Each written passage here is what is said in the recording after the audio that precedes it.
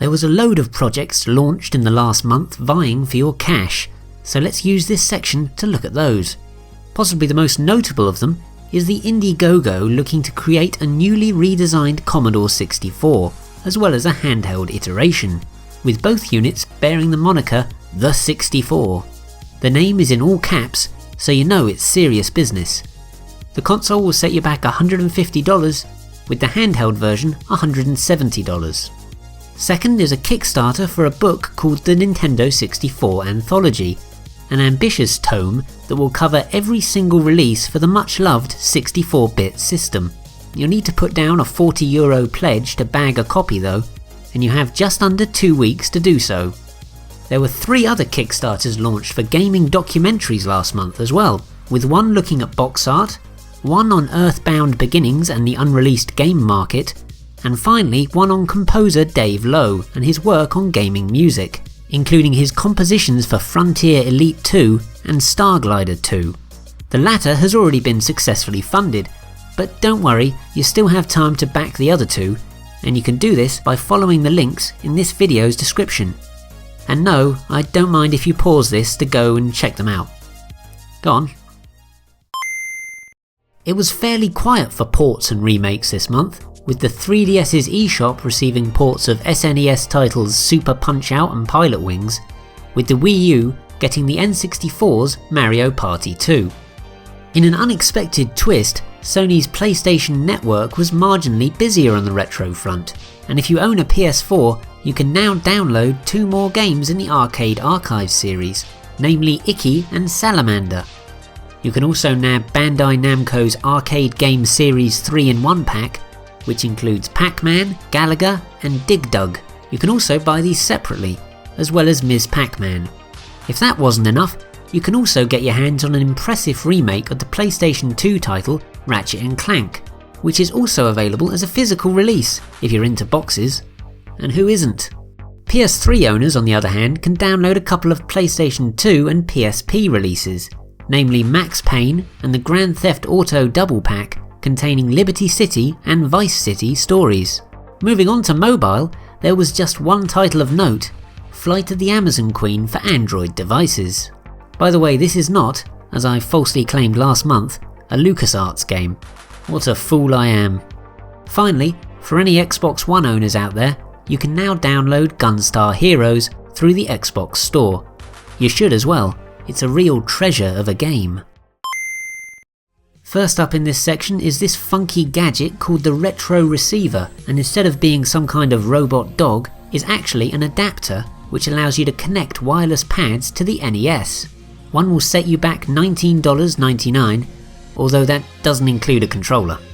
On the subject of canines, a flash cartridge was released for the WonderSwan and is titled the WSC Wonderdog V3, a name that just rolls off the tongue.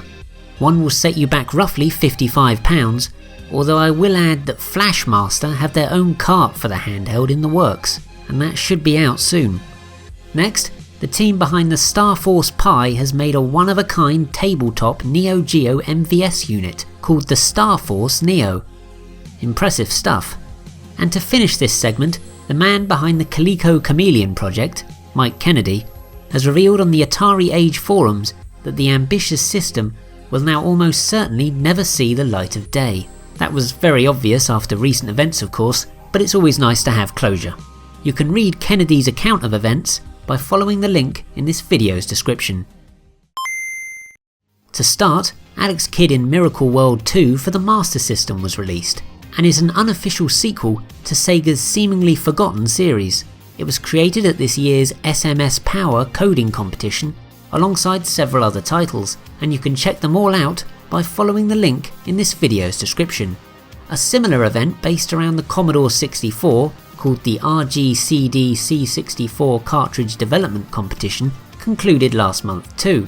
It spawned games such as Icicle Race, Bug Hunt and Pickles Pod Patrol, and you can download them all for free by, you guessed it, following the link in the description below.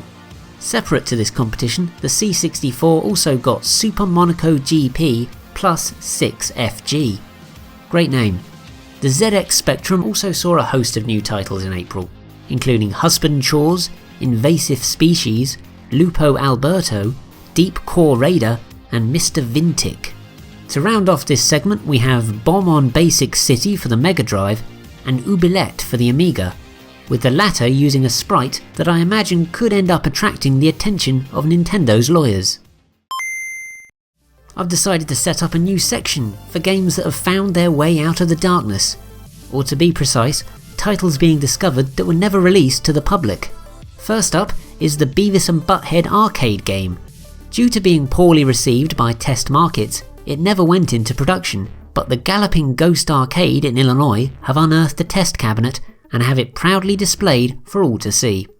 Second, and more mysteriously, a board for an unnamed Neo Geo fighting game was found on Yahoo Auctions Japan, and went for a whopping £457. Work is happening to make a ROM of the title available so everyone can try it out, and I'll be sure to keep an eye out for any developments on this story. Just a single fan translation this month, and it's for SNES platformer The Amazing Spider-Man, Lethal Foes. That's all for this instalment then, but thanks so much for watching, and please do throw this video a like if you can. The Retro News Roundup has been going for 4 years now, and I'm serious when I say the show's small but dedicated fan base, that's you, is almost the sole reason it's still going. So thanks to anyone who's watched, liked, shared or subscribed in the last few years. It means a lot. Yeah, ain't bad at all, sunshine, know what I mean?